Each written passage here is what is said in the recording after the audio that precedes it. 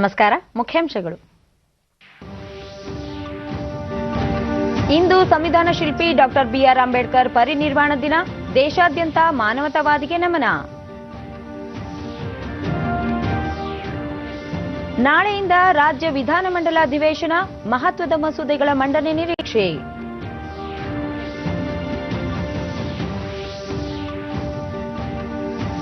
ಹುಬ್ಬಳ್ಳಿಯಲ್ಲಿ ಎನ್ಟಿಪಿಸಿಯಿಂದ ತ್ಯಾಜ್ಯ ಬಳಸಿ ವಿದ್ಯುತ್ ಉತ್ಪಾದನೆ ಘಟಕ ಸ್ಥಾಪನೆ. ಪ್ರಹ್ಲಾದ್ ಜೋಶಿ. ಟಿ20 ಕ್ರಿಕೆಟ್. ಇಂದು ಸಿಡ್ನಿಯಲ್ಲಿ ಭಾರತ ಆಸ್ಟ್ರೇಲಿಯಾ ನಡುವೆ ಎರಡನೇ ಪಂದ್ಯ.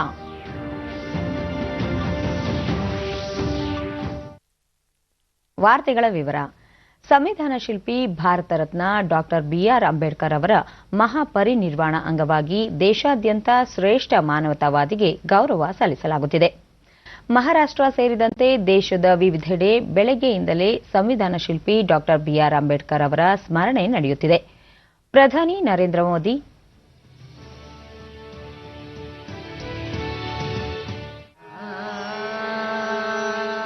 6 दिसंबर 1956 को बाबा साहब पंच तत्व में विलीन हो गए।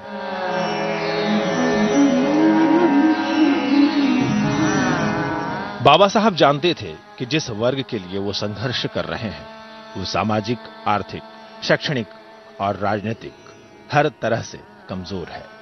ये चौतरफा लड़ाई। ಪ್ರಧಾನಿ ನರೇಂದ್ರ ಮೋದಿ ಅವರು ಮಹಾಪರಿನಿರ್ವಾಣ ದಿನದ ಅಂಗವಾಗಿ ಟ್ವೀಟ್ ಮೂಲಕ ಸಂದೇಶ ನೀಡಿದ್ದು, ಅಂಬೇಡ್ಕರ್ ಅವರ ಚಿಂತನೆಗಳು ಎಲ್ಲ ಕಾಲಕ್ಕೂ ಪ್ರಸ್ತುತ. ಜಗತ್ತಿನ ಶ್ರೇಷ್ಠ ಸಂವಿಧಾನವನ್ನು ಭಾರತಕ್ಕೆ ನೀಡಿದ ಮಹಾನ್ ಪುರುಷ ಅವರು. ಸಂವಿಧಾನದ ಆಶಯಗಳ ಈಡೇರಿಕೆ ವಿಚಾರದಲ್ಲಿ ಅವರ ಕನಸು ನನಸಾಗುವ ನಿಟ್ಟಿನಲ್ಲಿ ಸರ್ಕಾರ ನಡೆಯುತ್ತಿದೆ ಎಂದು ಹೇಳಿದರು. ಅಂಬೇಡ್ಕರ್ ಪುತ್ಥಳಿಗೆ ಗೌರವ ಸಲ್ಲಿಸುತ್ತಿರುವ ಚಿತ್ರಗಳನ್ನು ಸಹ ಪ್ರಧಾನಿ ಅವರು ಹಂಚಿಕೊಂಡಿದ್ದಾರೆ. ಬೆಂಗಳೂರಿನಲ್ಲಿ ಸಮಾಜ ಕಲ್ಯಾಣ ಇಲಾಖೆ ವತಿಯಿಂದ ಆಯೋಜಿಸಿದ್ದ ಡಾಕ್ಟರ್ ಬಿಆರ್ ಅಂಬೇಡ್ಕರ್ ಅವರ ಮಹಾಪರಿನಿರ್ವಾಣ ದಿನದ ಅಂಗವಾಗಿ ಮುಖ್ಯಮಂತ್ರಿ ಬಿಎಸ್ ಯಡಿಯೂರಪ್ಪ ಅವರು ವಿಧಾನಸೌಧ ಮುಂಭಾಗದ ಅಂಬೇಡ್ಕರ್ ಪ್ರತಿಮೆಗೆ ಮಾಲಾರ್ಪಣೆ ಮಾಡಿ ಗೌರವ ಸಲ್ಲಿಸಿದರು. ಸಚಿವ ಶ್ರೀರಾಮುಲು ಮತ್ತಿತರರು ಉಪಸ್ಥಿತರಿದ್ದರು. ನಂತರ ಮಾತನಾಡಿದ ಯಡಿಯೂರಪ್ಪ, ಅಸ್ಪೃಶ್ಯತೆಯಂತಹ ಸಾಮಾಜಿಕ ಪಿಡುಗಿನ ನಿವಾರಣೆಗೆ ಹೋರಾಡಿ ಸಮ ಸಮಾಜದ ನಿರ್ಮಾಣಕ್ಕೆ ಯತ್ನಿಸಿದ ಮಹಾನ್ ಚೇತನ ಅಂಬೇಡ್ಕರ್ ನಮ್ಮೆಲ್ಲರಿಗೂ ಆದರ್ಶ. ಅಂಬೇಡ್ಕರ್ ಅವರದು ಬಹುಮುಖ ವ್ಯಕ್ತಿತ್ವ. ದೇಶದ ಏಳಿಗೆಗಾಗಿ ಅವರು ನೀಡಿದ ಕೊಡುಗೆ ಅನನ್ಯ. ಪ್ರಪಂಚ ಕಂಡಂತಹ ಅತ್ಯಂತ ಪ್ರಭಾವಶಾಲಿ ಅರ್ಥಶಾಸ್ತ್ರಜ್ಞರು ಅವರಾಗಿದ್ದರು. ಮಹಿಳೆಯರಿಗೆ ಸಮಾನ ಹಕ್ಕು, ಕಾರ್ಮಿಕರ ಕಲ್ಯಾಣ, ಶಿಕ್ಷಣ, ಸ್ವಾತಂತ್ರ್ಯದ ಹಕ್ಕು ಕಲ್ಪಿಸಿಕೊಡಲು ಶ್ರಮಿಸಿದ ಮುತ್ಸದ್ದಿ ಎಂದು ಬಣ್ಣಿಸಿದರು. ಅರ್ಥಶಾಸ್ತ್ರಜ್ಞರು ಅವರಾಗಿದ್ದರು. ಮಹಿಳೆಯರಿಗೆ ಸಮಾನ ಹಕ್ಕು, ಕಾರ್ಮಿಕರ ಕಲ್ಯಾಣ, ಶಿಕ್ಷಣ, ಸ್ವಾತಂತ್ರ್ಯದ ಹಕ್ಕು, ವಿದ್ಯುತ್ ಉತ್ಪಾದನೆ ಸೇರಿದ ಹಲವು ಕ್ಷೇತ್ರಗಳಲ್ಲಿ ಅವರು ಗಣನೀಯ ಸಾಧನೆ ಮಾಡಿದ್ದಾರೆ. ದೇಶಕ್ಕೆ ಸಶಕ್ತ ಸಂವಿಧಾನ ನೀಡುವ ಮೂಲಕ ಪ್ರಜಾಪ್ರಭುತ್ವ ವ್ಯವಸ್ಥೆಗೆ ಒಂದು ಮೂರ್ತ ರೂಪ ನೀಡಿದರು. ವಿಶ್ವದಲ್ಲಿಯೇ ಮಾದರಿ ಅಂತನಿಸಿಕೊಂಡಂಥ ಭಾರತ ಸಂವಿಧಾನ ಸಮಾನತೆ, ಭ್ರಾತೃತ್ವ, ಸೌಹಾರ್ದತೆಯನ್ನು ಸಾರ್ತಾ ಇದೆ. ಮಹಾನ್ ಮಾನವತಾವಾದಿ ಡಾಕ್ಟರ್ ಬಿಆರ್ ಅಂಬೇಡ್ಕರ್ ಅವರು ಪ್ರತಿಪಾದಿಸಿದ ತತ್ವಾದರ್ಶಗಳನ್ನು ನಾವು ಅರ್ಥ ಮಾಡಿಕೊಂಡು ಅವರ ನಡೆದ ಹಾದಿಯಲ್ಲಿ, ಅವರು ತೋರಿಸಿದಂಥ ಹಾದಿಯಲ್ಲಿ ನಡೆಯುವಂಥದ್ದು ಆ ಸಂಕಲ್ಪ ಇವತ್ತು ಮಾಡಬೇಕಾಗಿದೆ. ಸಮಾಜದ ನಿರ್ಮಾಣ ನಮ್ಮ ಸರ್ಕಾರದ ಗುರಿಯೂ ಹೌದು. ಸಮಾಜದ ಕಟ್ಟಕಡೆಯ ವ್ಯಕ್ತಿಗೆ ಸರ್ಕಾರದ ಸವಲತ್ತುಗಳು ತಲುಪಬೇಕು. ಈ ನಿಟ್ಟಿನಲ್ಲಿ ನಾವು ಅಗತ್ಯವಿರುವ ಯೋಜನೆಗಳನ್ನು ರೂಪಿಸಿ ಜಾರಿಗೆ ತರ್ತಾ ಇದ್ದೇವೆ. ಡಾಕ್ಟರ್ ಬಿಆರ್ ಅಂಬೇಡ್ಕರ್ ಅವರ ಪುಣ್ಯಸ್ಮರಣೆಯ ದಿನದಂದು ನಾವು ಮಾನವೀಯತೆಯನ್ನು ಜಾಗೃತಗೊಳಿಸಬೇಕು. ನಾಡಿನಲ್ಲಿ ಶೋಷಣೆ ಮುಕ್ತ ಸಮಾಜವನ್ನು ಕಟ್ಟಲು ನಾವೆಲ್ಲರೂ ಶ್ರಮಿಸೋಣ ಅಂತೇಳಿ ನನ್ನ ಮಾತನ್ನು ಮುಗಿಸ್ತೇನೆ. ಧನ್ಯವಾದ. ಸರ್, ಸಚಿವ ಸಂಪುಟದ ಅರುಣ್ ಸಿಂಗ್ ಅವರು ಬಂದಿದ್ದಾರೆ. ರಾಜ್ಯ ವಿಧಾನಮಂಡಲದ ಚಳಿಗಾಲದ ಅಧಿವೇಶನ ನಾಳೆಯಿಂದ ಆರಂಭವಾಗಲಿದೆ. ಡಿಸೆಂಬರ್ 15ರವರೆಗೆ ನಡೆಯಲಿರುವ ಅಧಿವೇಶನದಲ್ಲಿ 5 ದಿನ ಪ್ರಶ್ನೋತ್ತರ ಕಲಾಪ, 10 ಮಸೂದೆಗಳ ಮಂಡನೆ ಸೇರಿದಂತೆ ಇತರೆ ಕಲಾಪಗಳು ನಿಗದಿಯಾಗಿವೆ. ಕೊನೆಯ 2 ದಿನ ಒಂದು ದೇಶ ಒಂದು ಚುನಾವಣೆ ಕುರಿತ ಚರ್ಚೆಗೆ ಅವಕಾಶ ಕಲ್ಪಿಸಲಾಗಿದೆ. ಅಧಿವೇಶನ ಹಿನ್ನೆಲೆಯಲ್ಲಿ ಇಂದು ಪ್ರತಿಪಕ್ಷ ನಾಯಕ ಸಿದ್ದರಾಮಯ್ಯ ಉಭಯ ಸದನಗಳ ಕಾಂಗ್ರೆಸ್ನ ಹಿರಿಯ ನಾಯಕರ ಸಭೆ ಕರೆದಿದ್ದು, ಅಧಿವೇಶನದಲ್ಲಿ ಕೈಗೊಳ್ಳಬೇಕಾದ ಕಾರ್ಯತಂತ್ರಗಳ ಬಗ್ಗೆ ಚರ್ಚಿಸುವ ಸಾಧ್ಯತೆ ಇದೆ.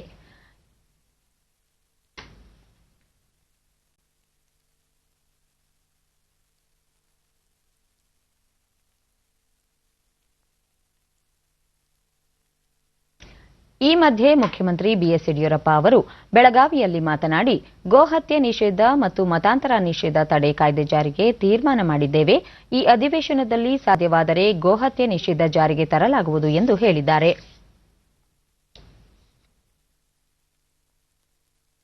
ಗ್ರಾಮ ಸ್ವರಾಜ್ ಪರಿಕಲ್ಪನೆಯಡಿ ಗ್ರಾಮೀಣಾಭಿವೃದ್ಧಿ ಮತ್ತು ಗ್ರಾಮ ಪಂಚಾಯಿತಿ ಚುನಾವಣೆಯಲ್ಲಿ ಸ್ಥಳೀಯ ಕಾರ್ಯಕರ್ತರಿಗೆ ಹೆಚ್ಚಿನ ಅವಕಾಶ ಕಲ್ಪಿಸಲು ಬಿಜೆಪಿ ಕಾರ್ಯಕಾರಿಣಿಯಲ್ಲಿ ನಿರ್ಧರಿಸಲಾಯಿತು ಎಂದು ಬಿಜೆಪಿ ರಾಜ್ಯಾಧ್ಯಕ್ಷ ನಳಿನ್ ಕುಮಾರ್ ಕಟೀಲ್ ತಿಳಿಸಿದ್ದಾರೆ.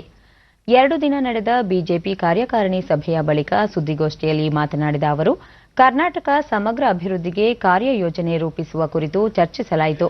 ವಿಧಾನಸಭೆ ಮತ್ತು ಲೋಕಸಭೆ ಉಪಚುನಾವಣೆಗೆ ಪ್ರಭಾರಿಗಳ ನೇಮಕ ಮಾಡುವ ಕುರಿತು ಚರ್ಚಿಸಿ ಉಸ್ತುವಾರಿಗಳನ್ನು ನೇಮಕ ಮಾಡಲಾಗಿದೆ ಎಂದರು. ಮತಾಂತರ ತಡೆ, ಗೋಹತ್ಯೆ ನಿಷೇಧ ಕಾಯ್ದೆ ಜಾರಿಗೆ ತರಲು ಸಭೆಯಲ್ಲಿ ನಿರ್ಣಯ ಕೈಗೊಳ್ಳಲಾಗಿದೆ. ಈ ಸಂಬಂಧ ಅಧಿವೇಶನದಲ್ಲಿ ಚರ್ಚಿಸಲು ತೀರ್ಮಾನ ಕೈಗೊಳ್ಳಲಾಯಿತು. ಈ ಕುರಿತು ಮುಖ್ಯಮಂತ್ರಿ ಕಾಯ್ದೆಯ ರೂಪುರೇಷೆಗಳು ಹಾಗೂ ಅದರ ಜಾರಿ ಕುರಿತು ಅಂತಿಮ ನಿರ್ಧಾರ ಕೈಗೊಳ್ಳಲಿದ್ದಾರೆ ಎಂದರು. ಈ ಮಧ್ಯೆ ಪ್ರಶ್ನೆಯೊಂದಕ್ಕೆ ಉತ್ತರಿಸಿದ ಅವರು, ಮುಖ್ಯಮಂತ್ರಿ ಬಿಎಸ್ ಯಡಿಯೂರಪ್ಪ ಸಂಪುಟ ವಿಸ್ತರಣೆ ಕುರಿತು ಸೂಕ್ತ ತೀರ್ಮಾನ ಕೈಗೊಳ್ಳಲಿದ್ದಾರೆ ಎಂದರು. ಪಕ್ಷದ ಶಾಸಕರು, ಸಂಸದರು ಸರ್ಕಾರದ ವಿರುದ್ಧ ಹೇಳಿಕೆ ನೀಡುವುದು ಸರಿಯಲ್ಲ. ಈ ಕುರಿತು ಸುದೀರ್ಘವಾಗಿ ಕೋರ್ ಕಮಿಟಿ ಸಭೆಯಲ್ಲಿ ಚರ್ಚೆ ನಡೆಸಿದ್ದು, ಮುಂದಿನ ದಿನಗಳಲ್ಲಿ ಇಂತಹ ಹೇಳಿಕೆಗಳನ್ನು ನೀಡದಂತೆ ಸೂಚಿಸಲಾಗಿದೆ ಎಂದರು. ಮತಧರ್ಮಕ್ಕಿಂತ ಹೆಚ್ಚು ಪ್ರೀತಿ ಪ್ರಣಯದ ಹೆಸರಿನಲ್ಲಿ ಆಗತಕ್ಕಂಥ ಅಕ್ರಮಗಳು, ಅನ್ಯಾಯಗಳು ಇದು ಬಹಳ ಜಾಸ್ತಿ ಆಗಿದೆ. ಅದಕ್ಕೋಸ್ಕರ ಇದನ್ನು ಕಡಿವಾಣ ಹಾಕಬೇಕು ಅಂತ ಹೇಳೋ ಕಾರಣಕ್ಕೋಸ್ಕರ ಈ ಬಿಲ್ ಅಂತ ತರೋದಕ್ಕೆ ಇವತ್ತು ನಿರ್ಣಯ ತಗೊಂಡಿದ್ದೇವೆ. ಸರ್ಕಾರ ತೀರ್ಮಾನ ಮಾಡುತ್ತೆ. ಮುಖ್ಯಮಂತ್ರಿಗಳು ಮತ್ತು ನಮ್ಮ ರಾಷ್ಟ್ರೀಯ ಅಧ್ಯಕ್ಷರು ಅದಕ್ಕೆ ಚರ್ಚೆ ಮಾಡಿಕೊಂಡು ಸಮಯಾವಕಾಶ ನೋಡಿಕೊಂಡು ಮಾಡ್ತಾರೆ. ಯಾವುದೇ ರೀತಿಯ ಗೊಂದಲ ಮಾಡುವಂಥ ಅವಶ್ಯಕತೆಗಳು ಯಾರಿಗೂ ಇಲ್ಲ. ಯಾರ್ಯಾರು ಇರಬೇಕು ಅಂತ ಚರ್ಚೆ ಆಗುತ್ತೆ. ಆ ನಂತರ ನಮ್ಮ ಕೋರ್ ಕಮಿಟಿಯಲ್ಲಿ ಚರ್ಚೆ ಆಗುತ್ತೆ. ಆದ ನಂತರ ಒಂದು ತೀರ್ಮಾನಕ್ಕೆ ನಮ್ಗೆ ಯಾವುದೇ ಶಾಸಕರು ಯಾವುದೇ ಹೇಳಿಕೆಗಳನ್ನು ಕೊಡಬಾರದು. ಪಾರ್ಟಿ ಎಲ್ಲ ವಿಚಾರಗಳಿಗೆ ಯಾವುದೇ ಭಾವನೆಗಳಿದ್ರೆ ಅದಕ್ಕೆ ನಾವು ಸ್ಪಂದಿಸ್ತೇವೆ ಅನ್ನುವಂಥದ್ದು ಹೇಳಿದ್ದೇವೆ. ಮತ್ತು ಅದನ್ನು ಮೀರಿದರೆ ಶಿಸ್ತು ಕ್ರಮಗಳನ್ನು ಅನಿವಾರ್ಯವಾಗಿ ಪಾರ್ಟಿ ತಗೊಳ್ಳುತ್ತೆ. ಇದಕ್ಕೂ ಮುನ್ನ ಕಾರ್ಯಕಾರಿಣಿ ಸಭೆಯಲ್ಲಿ ಅರುಣ್ ಸಿಂಗ್, ಕೋವಿಡ್-19 ಸಾಂಕ್ರಾಮಿಕ ಹೊರತಾಗಿಯೂ ರಾಜ್ಯ ಬಿಜೆಪಿ ಸರ್ಕಾರವು ಜನರ ಆಶೋತ್ತರಗಳಿಗೆ ಸ್ಪಂದಿಸಿ ಕಾರ್ಯನಿರ್ವಹಿಸುತ್ತಿದೆ. ಹಲವು ಜನಪರ ಕಾರ್ಯಕ್ರಮಗಳನ್ನು ಸಹ ರೂಪಿಸಿದೆ ಎಂದು ತಿಳಿಸಿದ್ದಾರೆ. 2 ದಿನಗಳ ಕಾಲ ಹಮ್ಮಿಕೊಳ್ಳಲಾಗಿದ್ದ ಕಾರ್ಯಕಾರಿಣಿಯಲ್ಲಿ ಮುಖ್ಯಮಂತ್ರಿ ಬಿಎಸ್ ಯಡಿಯೂರಪ್ಪ, ರಾಜ್ಯಾಧ್ಯಕ್ಷ ನಳಿನ್ ಕುಮಾರ್ ಕಟೀಲ್, ರಾಜ್ಯ ಉಸ್ತುವಾರಿ ಅರುಣ್ ಸಿಂಗ್, ಕೇಂದ್ರ ಸಚಿವ ಪ್ರಹ್ಲಾದ್ ಜೋಶಿ, ರಾಷ್ಟ್ರೀಯ ಪ್ರಧಾನ ಕಾರ್ಯದರ್ಶಿ ಸಿಟಿ ರವಿ ಸೇರಿದಂತೆ ಹಲವು ಹಿರಿಯ ಮುಖಂಡರು ಭಾಗವಹಿಸಿದ್ದರು. ಧಾರವಾಡ ಹೊರವಲಯದ ಹೊಸ ಯಲ್ಲಾಪುರದ ಲಕಮನಹಳ್ಳಿ ಪ್ರದೇಶದಲ್ಲಿ ಹುಬ್ಬಳ್ಳಿ ಧಾರವಾಡ ಮಹಾನಗರ ಪಾಲಿಕೆ ವತಿಯಿಂದ ಸ್ವಚ್ಛ ಭಾರತ ಮಿಷನ್ ಯೋಜನೆಯ ಅನುದಾನ ಹಾಗೂ ರಾಜ್ಯ ಸರ್ಕಾರದ ಅನುದಾನದಡಿ ನಿರ್ಮಿಸಲಾಗಿರುವ ವೈಜ್ಞಾನಿಕ ತ್ಯಾಜ್ಯ ಸಂಸ್ಕರಣಾ ಘಟಕಕ್ಕೆ ನಿನ್ನೆ ಚಾಲನೆ ನೀಡಲಾಯಿತು. ಕಾರ್ಯಕ್ರಮದಲ್ಲಿ ಕೇಂದ್ರ ಸಂಸದೀಯ ವ್ಯವಹಾರ ಹಾಗೂ ಕಲ್ಲಿದ್ದಲು ಮತ್ತು ಗಣಿ ಸಚಿವ ಪ್ರಹ್ಲಾದ್ ಜೋಶಿ, ಕೈಗಾರಿಕಾ ಸಚಿವ ಜಗದೀಶ್ ಶೆಟ್ಟರ್, ನಗರಾಭಿವೃದ್ಧಿ ಸಚಿವ ಭೈರತಿ ಬಸವರಾಜ್, ಶಾಸಕ ಅಮೃತ್ ದೇಸಾಯಿ, ಜಿಲ್ಲಾಧಿಕಾರಿ ನಿತೇಶ್ ಪಾಟೀಲ್ ಮತ್ತಿತರರು ಉಪಸ್ಥಿತರಿದ್ದರು. ಈ ಸಂದರ್ಭದಲ್ಲಿ ಮಾತನಾಡಿದ ಕೇಂದ್ರ ಸಚಿವ ಪ್ರಹ್ಲಾದ್ ಜೋಶಿ, ತ್ಯಾಜ್ಯ ಬಳಸಿ ವಿದ್ಯುತ್ ಉತ್ಪಾದನೆಗೆ ಆದ್ಯತೆ ನೀಡುವ ನಿಟ್ಟಿನಲ್ಲಿ ಹುಬ್ಬಳ್ಳಿಯ ಗಬ್ಬೂರ ಗ್ರಾಮದಲ್ಲಿ ನೂತನ ವಿದ್ಯುತ್ ಉತ್ಪಾದನಾ ಘಟಕವನ್ನು ಎನ್ಟಿಪಿಸಿಯಿಂದ ಆರಂಭಿಸಲಾಗುವುದು ಎಂದು ಹೇಳಿದರು. ಈ ಘಟಕಕ್ಕೆ ಪೂರಕವಾಗಿ ತ್ಯಾಜ್ಯ ಬಳಸಿ ವಿದ್ಯುತ್ ಉತ್ಪಾದನೆ ಮಾಡಲು ಕೇಂದ್ರ ಸರ್ಕಾರದ ಎನ್ಟಿಪಿಸಿ ನೂತನ ಘಟಕ ಸ್ಥಾಪನೆಗೆ ಪಾಲಿಕೆ ಜೊತೆ ಒಡಂಬಡಿಕೆ ಮಾಡಿಕೊಂಡು 45 ಕೋಟಿ ರೂಪಾಯಿ ವಿನಿಯೋಗಿಸಲು ತೀರ್ಮಾನಿಸಲಾಗಿದೆ. ರಾಜ್ಯ ಸರ್ಕಾರ ಅಗತ್ಯವಿರುವ ಮೂಲಸೌಕರ್ಯ ಹಾಗೂ ಭೂಮಿಯನ್ನು ಆದಷ್ಟು ಬೇಗ ನೀಡಬೇಕು ಎಂದು ತಿಳಿಸಿದರು. ಜಗದೀಶ್ ಶೆಟ್ಟರ್, ಹುಬ್ಬಳ್ಳಿ ಧಾರವಾಡ ಸಮಗ್ರ ಅಭಿವೃದ್ಧಿಗೆ ನಗರಾಭಿವೃದ್ಧಿ ಇಲಾಖೆ ಹಲವಾರು ಕಾಮಗಾರಿಗಳನ್ನು ಸಮರ್ಪಕವಾಗಿ ಅನುಷ್ಠಾನಗೊಳಿಸುತ್ತಿದೆ. ಈ ವೈಜ್ಞಾನಿಕ ತ್ಯಾಜ್ಯ ಸಂಸ್ಕರಣಾ ಘಟಕದಿಂದ ತ್ಯಾಜ್ಯದ ಸಮರ್ಪಕ ಬಳಕೆ ಮತ್ತು ರೈತರಿಗೆ ಉಪಯುಕ್ತವಾದ ಗೊಬ್ಬರ ಉತ್ಪಾದನೆಯಾಗುತ್ತಿದೆ. ರಾಜ್ಯದಲ್ಲಿ 5-6 ಕಡೆಗಳಲ್ಲಿ ಕೈಗಾರಿಕಾ ಟೌನ್ಶಿಪ್ ನಿರ್ಮಿಸುವ ಆಲೋಚನೆ ಇದೆ. ಮುಂದಿನ ದಿನಗಳಲ್ಲಿ ಮುಖ್ಯಮಂತ್ರಿಗಳ ಜೊತೆ ಚರ್ಚಿಸಿ ಆ ಬಗ್ಗೆ ನಿರ್ಣಯ ಕೈಗೊಳ್ಳಲಾಗುವುದು ಎಂದು ಹೇಳಿದರು.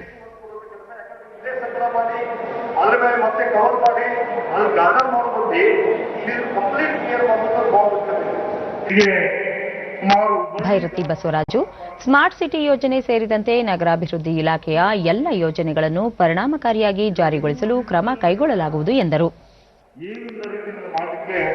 ಸರ್ಕಾರ ಪ್ರಾಮಾಣಿಕ ಪ್ರಯತ್ನ ಮಾಡ್ತದೆ ಅನ್ನೋ ಮಾತನ್ನು ಹೆಚ್ಚಿನ ವೇದಿಕೆಯಲ್ಲಿ ಬಯಸ್ತೇನೆ. ಇದಕ್ಕೆ ಸುಮಾರು 55 ಕೋಟಿ ರೂಪಾಯಿ ಆಗ್ತದೆ ಅನ್ನೋ ಮಾತನ್ನು ಹೇಳಿದರೆ ಇದನ್ನು ಸನ್ಮಾನ್ಯ ಮುಖ್ಯಮಂತ್ರಿಗಳು ಗಮನಿಸಿದ್ದು ಇದನ್ನ ಕೆಲವೇ ರೀತಿಯಲ್ಲಿ ಜಾರಿಗೆ ಚಾಲನೆ ಕೊಡಲಿದ್ದೇವೆ. ನಾನು ಮಾನ್ಯ ಜೋಶಿಯವರು, ಮಾನ್ಯ ಗಣೇಶರು, ಇಲ್ಲಿರ್ತಕ್ಕಂಥ ಮಾನ್ಯ ಎಲ್ಲ ಶಾಸಕರು ವೈಜ್ಞಾನಿಕವಾಗಿ ಇದು ಬರ್ತಕ್ಕಂಥ ಕಾಂಪೋಸ್ಟ್ ಏನಿದೆ ಇದನ್ನ ರೈತರು, ಈ ಭಾಗದಲ್ಲಿ ಯಾವ ರೈತರು ಬೇಡಿಕೆ ಇದೆ ಆ ಬೇಡಿಕೆಗೆ ಅನುಸಾರವಾಗಿ ಇದನ್ನ ಅವರಿಗೆ ಕೊಡುವಂತ ಕೆಲಸ ಇವತ್ತು ಜನಪದ ಯಾರು ಕೋವಿಡ್-19 ಹಿನ್ನೆಲೆಯಲ್ಲಿ ಮುಂಬರುವ ಹೊಸ ವರ್ಷಾಚರಣೆಗೆ ಕೆಲ ನಿರ್ಬಂಧಗಳನ್ನು ವಿಧಿಸಲು ಸರ್ಕಾರ ಚಿಂತನೆ ನಡೆಸಿದೆ. ಈ ಕುರಿತು ಶೀಘ್ರದಲ್ಲೇ ಮುಖ್ಯಮಂತ್ರಿ ನೇತೃತ್ವದಲ್ಲಿ ಉನ್ನತ ಮಟ್ಟದ ಸಭೆ ನಡೆಸಲಾಗುವುದು ಎಂದು ಗೃಹ ಸಚಿವ ಬಸವರಾಜ ಬೊಮ್ಮಾಯಿ ತಿಳಿಸಿದ್ದಾರೆ. ಬೆಳಗಾವಿಯಲ್ಲಿ ನಿನ್ನೆ ಸುದ್ದಿಗಾರರೊಂದಿಗೆ ಮಾತನಾಡಿದ ಅವರು, ಹೊಸ ವರ್ಷಾಚರಣೆ ಸಂದರ್ಭದಲ್ಲಿ ಜನಸಂದಣಿ ಉಂಟಾಗುವ ಸಾಧ್ಯತೆಗಳಿದ್ದು, ಈ ಸಂದರ್ಭದಲ್ಲಿ ಕೊರೋನಾ ಸೋಂಕು ಹರಡುವ ನಿರೀಕ್ಷೆ ಇದೆ. ಈ ಹಿನ್ನೆಲೆಯಲ್ಲಿ ಆರೋಗ್ಯ ಸಚಿವರು ಮತ್ತು ಹಿರಿಯ ವೈದ್ಯಾಧಿಕಾರಿಗಳೊಂದಿಗೆ ಚರ್ಚಿಸಲು ನಿರ್ಧರಿಸಲಾಗಿದೆ ಎಂದು ತಿಳಿಸಿದರು. ಸೋಂಕಿನ ಎರಡನೇ ಅಲೆ ರಾಜ್ಯದಲ್ಲಿ ಆರಂಭವಾಗಿದೆ. ಜನರು ಮುಂಜಾಗ್ರತೆ ವಹಿಸಿ ತಮ್ಮ ಸುರಕ್ಷತೆಗೆ ಆದ್ಯತೆ ನೀಡಬೇಕು. ರಾತ್ರಿ ಕರ್ಫ್ಯೂ ವಿಧಿಸುವ ಬಗ್ಗೆ ಸರ್ಕಾರದ ಮುಂದೆ ಯಾವುದೇ ಪ್ರಸ್ತಾಪವಿಲ್ಲ ಎಂದು ತಿಳಿಸಿದರು. ಬೆಂಗಳೂರಿನ MG ರೋಡ್ ಆಗಲಿ, ಚರ್ಚ್ ಸ್ಟ್ರೀಟ್ ಆಗಲಿ, ಎಲ್ಲಿ ಹೆಚ್ಚಿನ ಜನಸಂಖ್ಯೆ ಸೇರ್ತಾ ಇತ್ತು ಅದಕ್ಕೂ ಕೂಡ ಅನ್ವಯಿಸ್ತದೆ. ನ್ಯೂ ಇಯರ್ ನೈಟ್ ಕರ್ಫ್ಯೂ ಬಗ್ಗೆ ಇನ್ನೂ ಯಾವುದೂ ತೀರ್ಮಾನ ಆಗಿಲ್ಲ. ಮುಖ್ಯಮಂತ್ರಿಗಳು ಎಲ್ಲ ವಿಚಾರವನ್ನು ಅಧಿಕಾರಿಗಳಿಂದ ಪಡ್ಕೊಂಡು, ವಿಶೇಷವಾಗಿ ಅಡ್ವೈಸರ್ಸ್ ಅವ್ರ ಕಡೆಯಿಂದ ಇರುವಂಥ ಮಾಹಿತಿ ನಮ್ಮ ಆರೋಗ್ಯ ಸಚಿವರು ಪಡ್ಕೊಂಡಿದ್ದಾರೆ. ಅದನ್ನು ನಾನು ಮುಖ್ಯಮಂತ್ರಿಗಳ ಜೊತೆಗೆ ಇವತ್ತು ಮಾತನಾಡಿ ಆರೋಗ್ಯ ಸಚಿವರು ಕೂಡ ಮಾತನಾಡ್ತಾರೆ. ಆಮೇಲೆ ಕೋವಿಡ್ ಸಂದರ್ಭದಲ್ಲಿ ಯಾವ ರೀತಿ ಈ ಹೊಸ ವರ್ಷ ಆಚರಣೆಗೆ ನಿಯಂತ್ರಣ ತರಬೇಕನ್ನುವಂಥದ್ದನ್ನು ತೀರ್ಮಾನವನ್ನು ನಾವು ಮಾಡ್ತೀವಿ. ಈ ಮಧ್ಯೆ ಕಂದಾಯ ಸಚಿವ ಆರ್ ಅಶೋಕ ಮಾತನಾಡಿ, ಸಾಮೂಹಿಕವಾಗಿ ನೂತನ ವರ್ಷಾಚರಣೆ ಸಾರ್ವಜನಿಕ ಸ್ಥಳಗಳಲ್ಲಿ ಆಚರಣೆ ರದ್ದುಗೊಳಿಸಲು ಸರ್ಕಾರ ತೀರ್ಮಾನಿಸಿದೆ. ಮುಖ್ಯಮಂತ್ರಿಗಳ ಜೊತೆಗೂ ಚರ್ಚೆ ನಡೆಸಲಾಗಿದೆ ಎಂದು ಹೇಳಿದ್ದಾರೆ. ಮನೆ ಮತ್ತು ಹೋಟೆಲ್ಗಳಲ್ಲಿ ಕೋವಿಡ್-19 ನಿಯಂತ್ರಣ ಪಾಲನೆಯೊಂದಿಗೆ ನೂತನ ವರ್ಷಾಚರಣೆಗೆ ಅವಕಾಶ ಮಾಡಿಕೊಡಲಾಗುವುದು ಎಂದು ತಿಳಿಸಿದರು. ಯಾವುದು ಮಾಡಲ್ಲ ಅನ್ನೋದು ಎಲ್ಲರಿಗೂ ಗೊತ್ತಿದೆ. ಆ ದೃಷ್ಟಿಯಿಂದ ಎರಡನೇ ಹಂತದ ಅಲೆ, ಕೊರೋನಾದ ಎರಡನೇ ಅಲೆಯನ್ನು ಕರ್ನಾಟಕದಲ್ಲಿ ತಡೆಯುವಂಥ ದೃಷ್ಟಿಯಿಂದ ನಾನು ಬೆಳಗ್ಗೆ ಮುಖ್ಯಮಂತ್ರಿಗಳ ಜೊತೆ ನಾನು ಬಸವರಾಜ ಬೊಮ್ಮಾಯಿ ಅವರು ಚರ್ಚೆ ಮಾಡಿದ್ದೀವಿ. ಬೆಂಗಳೂರಲ್ಲಿ ಮಾಡ್ತಾ ಇಲ್ಲ ನ್ಯೂ ಇಯರ್ ರದ್ದು ಮಾಡುವಂಥದ್ದಕ್ಕೆ ಮುಖ್ಯಮಂತ್ರಿಗಳು ಒಪ್ಪಿಕೊಂಡಿದ್ದಾರೆ. ಸರ್ಕಾರದ ಆದೇಶವನ್ನು ನಾವು ಹೊರಡಿಸ್ತೀವಿ. ಹೋಟೆಲ್ಸ್ ಏನಿದೆ ಅದನ್ನು ಕರ್ಕೊಬೋದು, ಅದನ್ನು ತೆರೆಯೋದ್ರಿಂದ ಸಮಸ್ಯೆ ಏನಿಲ್ಲ, ಅದನ್ನು ತೆಗಿಬೋದು. ಆದರೆ ಕೋವಿಡಿನ ಫಾರ್ಮುಲಾ ಏನಿದೆ, ರೂಲ್ಸ್ ಏನಿದೆ, ಆ ರೂಲ್ಸ್ ಪ್ರಕಾರನೇ ಅವರು ನಡ್ಕೋಬೇಕಾಗ್ತದೆ ಎಲ್ಲ ಹೋಟೆಲ್. ವಸತಿ ಸಚಿವ ವಿ ಸೋಮಣ್ಣ ಅವರ ಗೋವಿಂದರಾಜನಗರ ವಿಧಾನಸಭಾ ಕ್ಷೇತ್ರದ ನೂತನ ಶಾಸಕರ ಕಚೇರಿಯನ್ನು ಮುಖ್ಯಮಂತ್ರಿ ಬಿಎಸ್ ಯಡಿಯೂರಪ್ಪ ಇಂದು ಉದ್ಘಾಟಿಸಿದರು. ಬಿಜೆಪಿ ರಾಜ್ಯಾಧ್ಯಕ್ಷ ನಳಿನ್ ಕುಮಾರ್ ಕಟೀಲ್, ಸಚಿವ ಶ್ರೀರಾಮುಲು, ಸಂಸದ ತೇಜಸ್ವಿ ಸೂರ್ಯ ಉಪಸ್ಥಿತರಿದ್ದರು. ಈ ಸಂದರ್ಭದಲ್ಲಿ ಯಡಿಯೂರಪ್ಪ, ಸೋಮಣ್ಣ ಅವರು ವಸತಿ ಸಚಿವರಾಗಿ ಉತ್ತಮ ಕೆಲಸ ಮಾಡುತ್ತಿದ್ದು, ಕ್ಷೇತ್ರದ ಜನತೆಯ ಸಮಸ್ಯೆ ಆಲಿಸಲು ನವೀಕೃತ ಕಚೇರಿ ಆರಂಭವಾಗಿರುವುದು ಸಂತೋಷದ ವಿಷಯ ಎಂದು ಹೇಳಿದರು.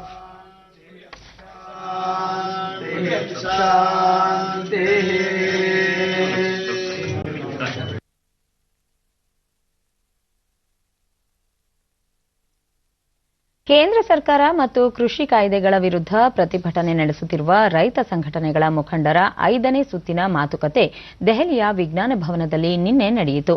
ಸರ್ಕಾರದ ಪರವಾಗಿ ಕೃಷಿ ಸಚಿವ ನರೇಂದ್ರ ಸಿಂಗ್ ತೋಮರ್ ಹಾಗೂ ವಿವಿಧ ರೈತ ಸಂಘಟನೆಗಳ ಮುಖಂಡರು, ಪ್ರತಿನಿಧಿಗಳು ಭಾಗಿಯಾಗಿದ್ದರು. ಹಲವು ವಿಷಯಗಳ ಕುರಿತು ರೈತ ಮುಖಂಡರೊಂದಿಗೆ ಚರ್ಚಿಸಿದ ಬಳಿಕ ಸುದ್ದಿಗಾರರೊಂದಿಗೆ ನರೇಂದ್ರ ಸಿಂಗ್ ತೋಮರ್, ಕೇಂದ್ರ ಸರ್ಕಾರವು ರೈತರ ಸಮಸ್ಯೆಗಳನ್ನು ನಿವಾರಿಸಲು ಬದ್ಧವಾಗಿದೆ. ಇದೇ 9ರಂದು ರೈತ ಮುಖಂಡರೊಂದಿಗೆ ಸಮಾಲೋಚನೆ ನಡೆಸಲು ಮತ್ತೊಂದು ಸಭೆ ನಿಗದಿಪಡಿಸಲಾಗಿದೆ ಎಂದರು. ಸರ್ಕಾರವು ಬೆಂಬಲ ಬೆಲೆಯನ್ನು ಮುಂದುವರಿಸಲಿದೆ. ಇದರಲ್ಲಿ ಯಾವುದೇ ಸಂದೇಹ ಪಡುವ ಅಗತ್ಯ ಬೇಡ ಎಂದು ತಿಳಿಸಿದರು. ಕಳೆದ 6 ವರ್ಷಗಳಲ್ಲಿ ನರೇಂದ್ರ ಮೋದಿ ನೇತೃತ್ವದ ಸರ್ಕಾರವು ವಿವಿಧ ಕಲ್ಯಾಣ ಕಾರ್ಯಕ್ರಮಗಳನ್ನು ರೈತರಿಗಾಗಿ ಜಾರಿಗೊಳಿಸಿದೆ. 10 ಕೋಟಿಗೂ ಅಧಿಕ ಕೃಷಿಕರು ಕಿಸಾನ್ ಸಮ್ಮಾನ್ ಯೋಜನೆಯಡಿ ಫಲಾನುಭವಿಗಳಾಗಿದ್ದಾರೆ ಎಂದು ಮಾಹಿತಿ ನೀಡಿದರು. ಹಲವು ಬೆಳೆಗಳಿಗೆ ಬೆಂಬಲ ಬೆಲೆಯನ್ನು ಹೆಚ್ಚಿಸಲಾಗಿದ್ದು, ಖರೀದಿ ಮಾಡುವ ಪ್ರಮಾಣವನ್ನು ಸಹ ಏರಿಕೆ ಮಾಡಲಾಗಿದೆ. ಒಟ್ಟಾರೆಯಾಗಿ ಕೇಂದ್ರ ಸರ್ಕಾರವು ಕೃಷಿಕರ ಸಮಸ್ಯೆ ಹಾಗೂ ಸಂಕಷ್ಟಗಳನ್ನು ನಿವಾರಿಸಲು ಬದ್ಧವಾಗಿದೆ ಎಂದರು. सबकी सहमति से तारीख तय की गई है. प्रधानमंत्री नरेंद्र मोदी जी की सरकार किसानों के हितों के प्रति पूरी तरह प्रतिबद्ध है. और आने वाले कल में भी रहेगी, बेबुनियाद है। लेकिन फिर भी किसी के मन में कोई शंका है तो सरकार उसका समाधान करने के लिए पूरी तरह तैयार है। एपीएमसी एक्ट राज्य का है और राज्य की मंडी को किसी भी प्रकार से प्रभावित करने का इरादा न तो हमारा है और न ही कानूनी रूप से वो प्रभावित होती है। सर्दी का सीजन है, कोविड का संकट है। ರಾಷ್ಟ್ರ ರಾಜಧಾನಿಯಲ್ಲಿ ನೂತನ ಸಂಸತ್ ಭವನ ನಿರ್ಮಿಸಲು ನಿರ್ಧರಿಸಲಾಗಿದ್ದು, ಪ್ರಧಾನಿ ನರೇಂದ್ರ ಮೋದಿ ಅವರು ಡಿಸೆಂಬರ್ 10ರಂದು ಮಧ್ಯಾಹ್ನ ಶಂಕುಸ್ಥಾಪನೆ ನೆರವೇರಿಸಲಿದ್ದಾರೆ ಎಂದು ಲೋಕಸಭಾ ಸ್ಪೀಕರ್ ಓಂ ಬಿರ್ಲಾ ತಿಳಿಸಿದ್ದಾರೆ. ವೈವಿಧ್ಯತೆಯಲ್ಲಿ ಏಕತೆಯ ದೃಷ್ಟಿಕೋನದೊಂದಿಗೆ ದೇಶೀಯ ವಾಸ್ತುಶಿಲ್ಪಿಕಾರರಿಂದ ಇಂದಿನ ಅಗತ್ಯಕ್ಕೆ ಅನುಗುಣವಾಗಿ ಹಾಗೂ ಅತ್ಯಾಧುನಿಕ ಸೌಲಭ್ಯಗಳೊಂದಿಗೆ ಈ ಭವನವನ್ನು ನಿರ್ಮಿಸಲಾಗುತ್ತಿದ್ದು 971 ಕೋಟಿ ರೂಪಾಯಿ ವೆಚ್ಚವಾಗಲಿದೆ. ಇದು ಆತ್ಮನಿರ್ಭರ ಭಾರತದ ಸಂಕೇತವಾಗಿರಲಿದೆ ಎಂದು ತಿಳಿಸಿದರು. ಮುಂದಿನ 100 ವರ್ಷಗಳ ಅವಶ್ಯಕತೆಗಳನ್ನು ಗಮನದಲ್ಲಿಟ್ಟುಕೊಂಡು ಈ ನೂತನ ಸಂಸತ್ ಭವನ ನಿರ್ಮಿಸಲಾಗುತ್ತಿದೆ. ಹಾಲಿ ಸಂಸತ್ ಭವನಕ್ಕಿಂತ ಹೆಚ್ಚಿನ ಸಮಿತಿ ಕೊಠಡಿಗಳು ಮತ್ತು ರಾಜಕೀಯ ಪಕ್ಷಗಳ ಕಚೇರಿಗಳು ಇದರಲ್ಲಿ ಇರಲಿವೆ ಎಂದರು. 17,000 ಚದರ ಮೀಟರ್ ವಿಸ್ತೀರ್ಣದಲ್ಲಿ ನಿರ್ಮಾಣವಾಗುತ್ತಿರುವ ನೂತನ ಸಂಸತ್ ಭವನ ಇಂದಿನ ಸಂಸತ್ ಭವನಕ್ಕಿಂತ ದೊಡ್ಡದಾಗಿರುತ್ತದೆ. ದೇಶ 2022ರಲ್ಲಿ 75ನೇ ಸ್ವಾತಂತ್ರ್ಯೋತ್ಸವ ಆಚರಿಸುವಾಗ ಲೋಕಸಭೆ ಮತ್ತು ರಾಜ್ಯಸಭೆಯ ಕಲಾಪಗಳು ನೂತನ ಸಂಸತ್ ಭವನದಲ್ಲಿ ನಡೆಯಲಿವೆ ಎಂದು ತಿಳಿಸಿದರು. ನೂತನ ಸಂಸತ್ ಭವನ ಇಂದಿನ ಅಗತ್ಯವಾಗಿದೆ ಮತ್ತು ಪ್ರಜಾಪ್ರಭುತ್ವದ ಈ ನೂತನ ಮಂದಿರ ದೇಶದ 130 ಕೋಟಿ ಜನರಿಗೆ ಹೆಮ್ಮೆಯ ಸಂಗತಿಯಾಗಲಿದೆ ಎಂದರು. सदन की दोनों सभाएं हमारे नए लोकतंत्र के मंदिर में आजादी के 75 वर्ष बाद शुरुआत होगी. The plan is to hold the first session of Parliament after India completes 75 years of independence next year in the new building. With Shailendra Mishra in Delhi, Newsnight Desk, DD India. ವಿದೇಶಾಂಗ ವ್ಯವಹಾರಗಳ ಸಚಿವಾಲಯ ಸುಮಾರು 80 ದೇಶಗಳ ರಾಯಭಾರಿಗಳು ಮತ್ತು ಹೈಕಮಿಷನರ್ಗಳ ಭೇಟಿಯನ್ನು ಆಯೋಜಿಸಿದ್ದು, ಈ ತಿಂಗಳ 9ರಂದು ವಿದೇಶಿ ಗಣ್ಯರಿಗೆ ಆತಿಥ್ಯ ನೀಡಲು ಮುತ್ತಿನ ನಗರಿ ಹೈದರಾಬಾದ್ ಸಜ್ಜಾಗಿದ್ದು, ಮುಖ್ಯ ಕಾರ್ಯದರ್ಶಿ ಸೋಮೇಶ್ ಕುಮಾರ್ ನಿನ್ನೆ ಸಭೆ ನಡೆಸಿ ಸಿದ್ಧತೆಗಳ ಪರಾಮರ್ಶೆ ನಡೆಸಿದರು. ರಾಯಭಾರಿಗಳು ಮತ್ತು ಹೈಕಮಿಷನರ್ಗಳ ಸಭೆಯಲ್ಲಿ ಕೋವಿಡ್ ಲಸಿಕೆ ತಯಾರಿಕೆಯಲ್ಲಿ ಭಾರತದಲ್ಲಿ ಆಗಿರುವ ಕೆಲವು ಪ್ರಮುಖ ಸಂಶೋಧನೆ ಮತ್ತು ಅಭಿವೃದ್ಧಿ ಕುರಿತಂತೆ ವಿಚಾರ ವಿನಿಮಯ ನಡೆಯಲಿದೆ. ಈ ವಿದೇಶಿ ಗಣ್ಯರು ಹೈದರಾಬಾದ್ನಲ್ಲಿರುವ ಭಾರತ್ ಬಯೋಟೆಕ್ ಲಸಿಕಾ ಉತ್ಪಾದನಾ ಕೇಂದ್ರಕ್ಕೂ ಭೇಟಿ ನೀಡಲಿದ್ದಾರೆ. ಈ ಹಿನ್ನೆಲೆಯಲ್ಲಿ ಬಿಗಿ ಬಂದೋಬಸ್ತ್ ಕೈಗೊಳ್ಳುವಂತೆ ಮತ್ತು ಕೋವಿಡ್ ಶಿಷ್ಟಾಚಾರ ಪಾಲಿಸುವಂತೆ ಮುಖ್ಯ ಕಾರ್ಯದರ್ಶಿ ಅವರು ಅಧಿಕಾರಿಗಳಿಗೆ ಸೂಚಿಸಿದ್ದಾರೆ. ಕೋವಿಡ್-19 ರೋಗಿಗಳಲ್ಲಿ ಪೆಗೆಲೇಟೆಡ್ ಇನ್ಫ್ರಾರೆಡ್ ಆಲ್ಫಾ 2B ಪೆಗೆಹೆಬ್ ಎಂಬ ಜೈವಿಕ ಚಿಕಿತ್ಸೆಯ 3ನೇ ಹಂತದ ಪ್ರಯೋಗ ಆರಂಭಿಸಲು ತಮ್ಮ ಕಂಪನಿಗೆ ಭಾರತೀಯ ಔಷಧ ಮಹಾನಿಯಂತ್ರಕರ ಅನುಮೋದನೆ ದೊರೆತಿದೆ ಎಂದು ಅಹಮದಾಬಾದ್ ಮೂಲದ ಝೈಡಸ್ ಕ್ಯಾಡಿಲಾ ಫಾರ್ಮಾಸ್ಯೂಟಿಕಲ್ಸ್ ತಿಳಿಸಿದೆ. ಪೆಗೆಹೆಬ್ ಒಂದು ಅನುಮೋದಿತ ಔಷಧವಾಗಿದ್ದು, ಇದನ್ನು ಕೋವಿಡ್-19 ಚಿಕಿತ್ಸೆಗೆ ಬಳಸಲಾಗುತ್ತದೆ ಎಂದು ಹೇಳಿದೆ. ಮೂಲಗಳ ರೀತ್ಯ ಈ ತಿಂಗಳಲ್ಲಿ ದೇಶದ 25 ಕೇಂದ್ರಗಳಲ್ಲಿ ಕೋವಿಡ್ ರೋಗಿಗಳ ಮೇಲೆ ಈ ಔಷಧ ಪ್ರಯೋಗ ನಡೆಯಲಿದೆ. ಅಹಮದಾಬಾದ್ ಮೂಲದ ಈ ಸಂಸ್ಥೆ ಕಳೆದ ತಿಂಗಳು ಈ ಔಷಧದ 2 ಹಂತದ ಚಿಕಿತ್ಸಾಲಯ ಪ್ರಯೋಗವನ್ನು ಯಶಸ್ವಿಯಾಗಿ ನಡೆಸಿತ್ತು. 2ನೇ ಹಂತದ ಚಿಕಿತ್ಸಾಲಯ ಪ್ರಯೋಗಾಲಯದಲ್ಲಿ ಈ ಜೈವಿಕ ಔಷಧ ಸಾಧಾರಣ ತೀವ್ರತೆಯ ಕೋವಿಡ್ನಿಂದ ಬಳಲುತ್ತಿದ್ದ ರೋಗಿಗಳಲ್ಲಿ ವೈರಾಣುವಿನ ಪ್ರಮಾಣವನ್ನು ತಗ್ಗಿಸುವ ಮೂಲಕ ಪ್ರಯೋಜನಕಾರಿ ಪರಿಣಾಮ ಬೀರಿದೆ. ಒಂದೇ ಡೋಸ್ ಚಿಕಿತ್ಸೆಯು ರೋಗಿಗಳಿಗೆ ಪರಿಣಾಮಕಾರಿ ಮತ್ತು ಕೈಗೆಟುಕುವ ದರದಲ್ಲಿ ಲಭ್ಯವಿದೆ ಎಂದು ಮೂಲಗಳು ತಿಳಿಸಿವೆ. ಇದರ ಜೊತೆಗೆ ಝೈಡಸ್ ಮಾನವರ ಮೇಲೆ ತನ್ನ ಕೋವಿಡ್-19 ಲಸಿಕೆಯ 2ನೇ ಹಂತದ ಚಿಕಿತ್ಸಾಲಯ ಪ್ರಯೋಗ ಪೂರ್ಣಗೊಳಿಸಿದೆ. ಇದರ ಫಲಿತಾಂಶದ ವಿಶ್ಲೇಷಣೆ ನಡೆಯುತ್ತಿದೆ. ದೇಶದಲ್ಲಿ ಕೊರೋನಾ ಸೋಂಕಿತರ ಪ್ರಮಾಣ ಕಡಿಮೆಯಾಗುತ್ತಿದ್ದು, ಚೇತರಿಕೆ ಪ್ರಮಾಣ 94.37% ಏರಿಕೆಯಾಗುತ್ತಿದೆ. ಕಳೆದ 24 ಗಂಟೆಗಳಲ್ಲಿ 36,011 ಹೊಸ ಪ್ರಕರಣ ದೃಢಪಟ್ಟಿದ್ದು, ಒಟ್ಟಾರೆ ಸೋಂಕಿತರ ಸಂಖ್ಯೆ 96,44,222ಕ್ಕೆ ಏರಿಕೆಯಾಗಿದೆ. ಸೋಂಕಿತರ ಚೇತರಿಕೆ ಪ್ರಮಾಣದಲ್ಲಿ ಏರಿಕೆಯಾಗುತ್ತಿದೆ. ಒಟ್ಟು 91,792 ಸೋಂಕಿತರು ಗುಣಮುಖರಾಗಿದ್ದಾರೆ. ಒಂದೇ ದಿನ 482 ಮಂದಿ ಮೃತಪಟ್ಟಿದ್ದು ಇದುವರೆಗೆ ಒಟ್ಟು 1,40,182 ಮಂದಿ ಸಾವನ್ನಪ್ಪಿದ್ದಾರೆ. 4,03,248 ಸೋಂಕಿತರು ವಿವಿಧ ಆಸ್ಪತ್ರೆಗಳಲ್ಲಿ ಚಿಕಿತ್ಸೆ ಪಡೆಯುತ್ತಿದ್ದಾರೆ. ರಾಜ್ಯದಲ್ಲಿ ನಿನ್ನೆ ಹೊಸದಾಗಿ 1,325 ಮಂದಿಗೆ ಕೋವಿಡ್ ಪ್ರಕರಣಗಳು ದೃಢಪಟ್ಟಿದ್ದು, ಇದರೊಂದಿಗೆ ಒಟ್ಟು ಸೋಂಕು ಪ್ರಕರಣಗಳ ಸಂಖ್ಯೆ 8,91,685ಕ್ಕೆ ಏರಿಕೆಯಾಗಿದೆ. ನಿನ್ನೆ 1,400 ಮಂದಿ ಆಸ್ಪತ್ರೆಯಿಂದ ಬಿಡುಗಡೆಯಾಗಿದ್ದು, ಇದುವರೆಗೂ ಗುಣಮುಖರಾದವರ ಸಂಖ್ಯೆ 8,54,861ಕ್ಕೆ ತಲುಪಿದೆ. ನಿನ್ನೆ 12 ಮಂದಿ ಸಾವನ್ನಪ್ಪಿದ್ದು, ಮೃತಪಟ್ಟವರ ಸಂಖ್ಯೆ 11,846ಕ್ಕೆ ಏರಿಕೆಯಾಗಿದೆ. ಸದ್ಯ ರಾಜ್ಯದಲ್ಲಿ 24,959 ಸಕ್ರಿಯ ಪ್ರಕರಣಗಳಿವೆ. 278 ಮಂದಿ ರಾಜ್ಯದ ವಿವಿಧ ಆಸ್ಪತ್ರೆಗಳಲ್ಲಿ ತೀವ್ರ ನಿಗಾ ಘಟಕದಲ್ಲಿ ಚಿಕಿತ್ಸೆ ಪಡೆಯುತ್ತಿದ್ದಾರೆ. 1,04,032 ಮಂದಿಗೆ ಪರೀಕ್ಷೆ ನಡೆಸಿದ್ದು, ಇದುವರೆಗೂ 1,16,13,924 ಮಂದಿಗೆ ಕೊರೋನಾ ಪರೀಕ್ಷೆ ನಡೆಸಲಾಗಿದೆ ಎಂದು ಆರೋಗ್ಯ ಮತ್ತು ಕುಟುಂಬ ಕಲ್ಯಾಣ ಇಲಾಖೆ ತಿಳಿಸಿದೆ.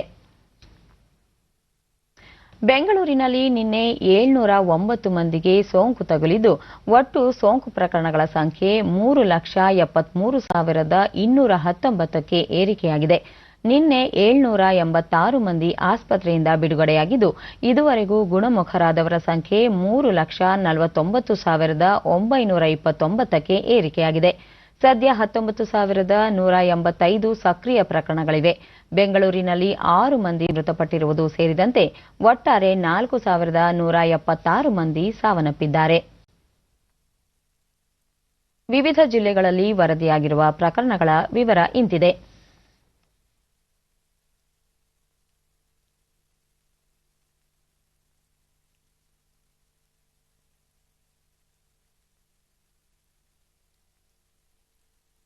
ಭಾರತದಲ್ಲಿ ಕ್ಷಯರೋಗವನ್ನು 2025ರ ವೇಳೆಗೆ ತೊಡೆದುಹಾಕಲು ಕೇಂದ್ರ ಹಾಗೂ ರಾಜ್ಯ ಸರ್ಕಾರಗಳು ಹಲವು ಕಾರ್ಯಕ್ರಮಗಳನ್ನು ರೂಪಿಸಿದೆ. ಶಿವಮೊಗ್ಗ ಜಿಲ್ಲಾಡಳಿತವು ಡಿಸೆಂಬರ್ ಮಾಸದಲ್ಲಿ ಕ್ಷಯರೋಗ ಪತ್ತೆ ಮತ್ತು ಚಿಕಿತ್ಸೆ ಕುರಿತ ವಿಶೇಷ ಆಂದೋಲನವನ್ನು ಆಯೋಜಿಸಿದೆ.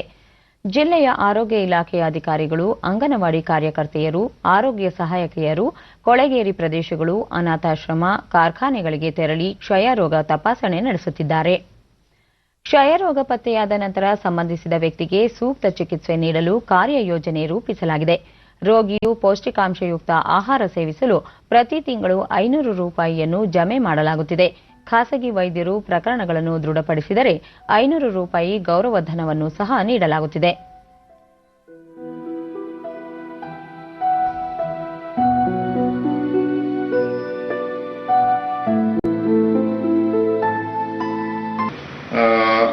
ಡಿಡಿ ನ್ಯೂಸ್ನೊಂದಿಗೆ ಜಿಲ್ಲಾ ಕ್ಷಯರೋಗ ನಿಯಂತ್ರಣ ಕೇಂದ್ರದ ವೈದ್ಯಾಧಿಕಾರಿ ಡಾಕ್ಟರ್ ದಿನೇಶ್, ಕ್ಷಯರೋಗ ಪತ್ತೆ ಹಚ್ಚಲು ಜಿಲ್ಲಾದ್ಯಂತ ಆಶಾ ಕಾರ್ಯಕರ್ತೆಯರನ್ನು ಒಳಗೊಂಡ ತಂಡ ರಚಿಸಲಾಗಿದೆ. ಈ ತಂಡಗಳು ಆಯ್ದ ಪ್ರದೇಶಗಳಿಗೆ ತೆರಳಿ ಕ್ಷಯರೋಗ ತಪಾಸಣೆ ನಡೆಸುತ್ತಿವೆ ಎಂದು ತಿಳಿಸಿದರು. ಇಂಥ ಪ್ರಕರಣಗಳಿದ್ದಲ್ಲಿ ಅವರಿಂದ ಕಫವನ್ನು ಸಂಗ್ರಹಿಸಿ ಈ ಕಫಲೇಪನಗಳನ್ನು ಸಿಬಿನೆಟ್ ಮೆಷಿನ್ನಲ್ಲಿ ನಾವು ಪರೀಕ್ಷಿಸಿ ಅಂಥ ಪ್ರಕರಣಗಳು ಕ್ಷಯರೋಗ ಪತ್ತೆ ಕಂಡು ಬಂದಲ್ಲಿ ಅಂಥವರಿಗೆ ಕ್ಷಯರೋಗ ನಿರ್ವಹಣಾ ಘಟಕದಿಂದ ಉಚಿತವಾಗಿ ಚಿಕಿತ್ಸೆ ನೀಡಲಾಗುತ್ತದೆ. ವೈದ್ಯ ಡಾಕ್ಟರ್ ಶ್ರೀಧರ್, ಆರೋಗ್ಯ ಇಲಾಖೆಯ ಅಧಿಕಾರಿಗಳು ಮನೆ ಮನೆಗೆ ಭೇಟಿ ನೀಡಿ ರೋಗ ಪತ್ತೆ ಹಚ್ಚುವ ಕಾರ್ಯ ಮಾಡುತ್ತಿವೆ ಎಂದರು. ತಂಡಗಳನ್ನು ಮಾಡ್ಕೊಂಡು ನಾವು ಒಂದೊಂದು PHC ಆಶಾ ಕಾರ್ಯಕರ್ತರು, ನಮ್ಮ ಆರೋಗ್ಯ ಸಿಬ್ಬಂದಿಯವರು, ಅಂಗನವಾಡಿ ಕಾರ್ಯಕರ್ತರು ಎಲ್ಲರೂ ಸೇರಿ ತಂಡಗಳಿಂದ ವಿಸಿಟ್ ಮಾಡಿ ಮನೆಗೆ ಯಾರಿಗೆ TB ಸಿಂಪ್ಟಮ್ಸ್ ಇದೆ ಅಂತೇಳಿ ಅವರು ಆಸ್ಪತ್ರೆಗೆ ಸೇವಾ ವಲಯಕ್ಕೆ ಬರದಲ್ಲೇ ನಾವೇ ಸೇವಾ ವಲಯನೇ ಮನೆ ಬಾಗಿಲಿಗೆ ಬಂದು ನಾವೇ ಬೇಗ ಪತ್ತೆ ಹಚ್ಚಿ ಚಿಕಿತ್ಸೆ ಕೊಡಲಿಕ್ಕೆ ಈ ತರ ಮಾಡ್ತಾ ಇದೀವಿ. ಆರೋಗ್ಯ ಸಹಾಯಕಿ ಅನ್ನಪೂರ್ಣ, ಕೊಳಚೆ ಪ್ರದೇಶಗಳು ಸೇರಿದಂತೆ ಬಡ ವರ್ಗದ ಕುಟುಂಬಗಳು ವಾಸಿಸುವ ಬಡಾವಣೆಗಳಿಗೆ ಹೆಚ್ಚು ಭೇಟಿ ನೀಡಿ ಆ ಪ್ರದೇಶದಿಂದ ಕಫದ ಮಾದರಿಗಳನ್ನು ಸಂಗ್ರಹಿಸುತ್ತಿದ್ದೇವೆ ಎಂದು ತಿಳಿಸಿದರು. ಮಾಹಿತಿಯನ್ನು ಪಡಿತಾ ಇದ್ದಾರೆ. ಅವರು ಏನಾದರೂ ಸಿಂಪ್ಟಮ್ಸ್ ಇದೆಯಾ ಅಂತ ಕೇಳಿ ಕಫದ ಸ್ಯಾಂಪಲ್ಗಳನ್ನು ಕಲೆಕ್ಟ್ ಮಾಡ್ತಾ ಇದ್ದಾರೆ. ಕರ್ನಾಟಕನ ಒಟ್ಟು ಕ್ಷಯ ನಿರ್ಮೂಲನೆ ಮಾಡಬೇಕು ಅನ್ನೋದು ಸರ್ಕಾರದ ಉದ್ದೇಶ ಆಗಿದೆ. ಹಿರಿಯ ಆರೋಗ್ಯ ಸಹಾಯಕಿ ಉದಯ ಚಂದ್ರಿಕಾ, ಕ್ಷಯರೋಗ ತಪಾಸಣೆಗಾಗಿ ತಮ್ಮ ತಂಡವು ಭೇಟಿ ನೀಡಿದಾಗ ಕ್ಷಯರೋಗದ ಕುರಿತು ಜಾಗೃತಿ ಮೂಡಿಸುತ್ತಿದ್ದೇವೆ ಎಂದರು. ಮತ್ತು ಆಶಾ ಕಾರ್ಯಕರ್ತೆಯರು ಮನೆ ಮನೆ ಭೇಟಿ ನೀಡಿ ಇದರ ಬಗ್ಗೆ ಮಾಹಿತಿಯನ್ನು ನೀಡ್ತಾ ಇದ್ದೀವಿ. ಇದಕ್ಕೆ ಜನರು ಸಹ ಸ್ಪಂದಿಸ್ತಾ ಇದ್ದಾರೆ. ಆಸ್ಟ್ರೇಲಿಯಾ ಪ್ರವಾಸದಲ್ಲಿರುವ ಭಾರತ ಕ್ರಿಕೆಟ್ ತಂಡ ಇಂದು ಸಿಡ್ನಿಯಲ್ಲಿ ಆತಿಥೇಯ ತಂಡದ ವಿರುದ್ಧ 2ನೇ ಟಿ20 ಕ್ರಿಕೆಟ್ ಪಂದ್ಯ ಆಡಲಿದೆ. ಸಿಡ್ನಿ ಕ್ರೀಡಾಂಗಣದಲ್ಲಿ ಭಾರತ ಕಾಲಮಾನ ಪ್ರಕಾರ ಮಧ್ಯಾಹ್ನ 1:40ಕ್ಕೆ ಪಂದ್ಯ ಆರಂಭವಾಗಲಿದೆ. 3 ಪಂದ್ಯಗಳ ಟಿ20 ಸರಣಿಯಲ್ಲಿ ಕ್ಯಾನ್ಬರಾದಲ್ಲಿ ಶನಿವಾರ ನಡೆದ ಮೊದಲ ಪಂದ್ಯದಲ್ಲಿ ಭಾರತ ತಂಡ 11 ರನ್ಗಳಿಂದ ಜಯಗಳಿಸಿ ಸರಣಿಯಲ್ಲಿ 1-0 ಮುನ್ನಡೆ ಸಾಧಿಸಿದೆ. ಇಂದು ನಡೆಯುವ ಪಂದ್ಯ ಗೆಲ್ಲುವ ಮೂಲಕ ಟಿ20 ಸರಣಿ ಕೈವಶಪಡಿಸಿಕೊಂಡು ಏಕದಿನ ಅಂತಾರಾಷ್ಟ್ರೀಯ ಸರಣಿಯ ಸೋಲಿನ ಸೇಡು ತೀರಿಸಿಕೊಳ್ಳಲು ಭಾರತ ತಂಡ ಕಾತರಿಸುತ್ತಿದೆ. 3ನೇ ಟಿ20 ಪಂದ್ಯ ಡಿಸೆಂಬರ್ 8ರಂದು ಸಿಡ್ನಿಯಲ್ಲೇ ನಡೆಯಲಿದೆ. ಭಾರತ ಹಾಗೂ ಆಸ್ಟ್ರೇಲಿಯಾ ಕ್ರಿಕೆಟ್ ತಂಡಗಳು ಈ ಪ್ರವಾಸದ ವೇಳೆ 4 ಟೆಸ್ಟ್ ಪಂದ್ಯಗಳನ್ನಾಡಲಿದ್ದು, ಪ್ರಥಮ ಟೆಸ್ಟ್ ಅಡಿಲೇಡ್ನಲ್ಲಿ ಡಿಸೆಂಬರ್ 17ರಿಂದ ಆರಂಭವಾಗಲಿದೆ. ಈಗ ಇಂದಿನ ಪತ್ರಿಕೆಗಳ ಇಣುಕುನೋಟ. ಗೋ ಹತ್ಯೆ, ಲವ್ ಜಿಹಾದ್ ಕಡಿವಾಣಕ್ಕೆ ಬಲಿಷ್ಠ ಕಾಯ್ದೆ, ಬಿಜೆಪಿ ಕಾರ್ಯಕಾರಿಣಿಯಲ್ಲಿ 3 ನಿರ್ಣಯ ಅಂಗೀಕಾರ.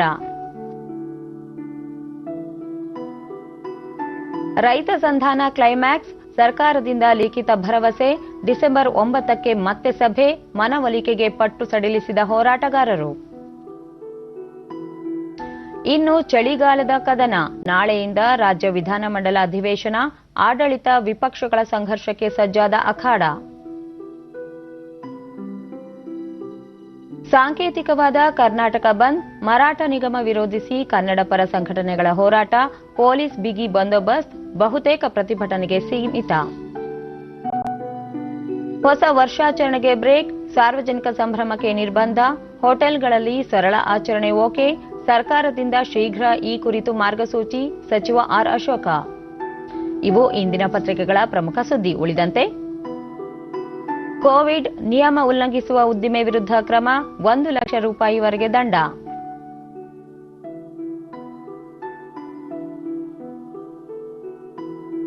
ಮಹಾನಗರ ಸಾರಿಗೆ ಬಸ್ನಲ್ಲೂ ಬುಕಿಂಗ್ ಸೌಲಭ್ಯ, ಇಂದಿನಿಂದಲೇ ಸೇವೆ ಲಭ್ಯ, ಅವತಾರ್ ಮೊಬೈಲ್ ಆಪ್ನಲ್ಲೇ ಬುಕಿಂಗ್ ವ್ಯವಸ್ಥೆ.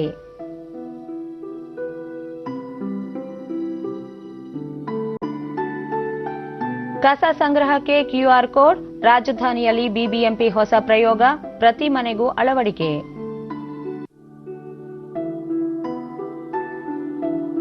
ಇಪ್ಪತ್ತೇಳು ಗ್ರಾಮ ಪಂಚಾಯತ್ಗೆ ಚುನಾವಣೆ ಕೈಬಿಟ್ಟ ಚುನಾವಣಾ ಆಯೋಗ.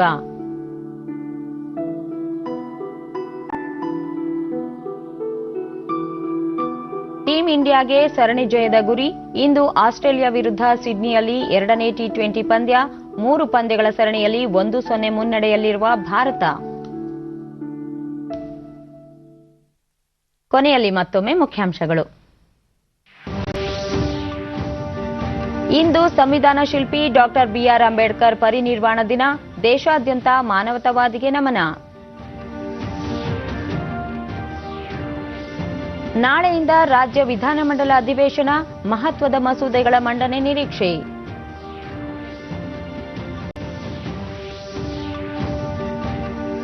ಹುಬ್ಬಳ್ಳಿಯಲ್ಲಿ ಎನ್ಟಿಪಿಸಿಯಿಂದ ತ್ಯಾಜ್ಯ ಬಳಸಿ ವಿದ್ಯುತ್ ಉತ್ಪಾದನೆ ಘಟಕ ಸ್ಥಾಪನೆ, ಪ್ರಹ್ಲಾದ್ ಜೋಶಿ.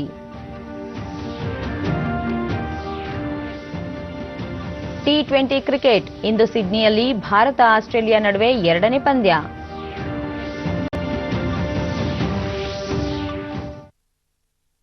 ನಮ್ಮ ವಾರ್ತಾ ಪ್ರಸಾರವನ್ನು ನೀವು ಡಿಡಿ ಚಂದನ ನ್ಯೂಸ್ ಯೂಟ್ಯೂಬ್ ಚಾನೆಲ್ನಲ್ಲೂ ವೀಕ್ಷಿಸಬಹುದು.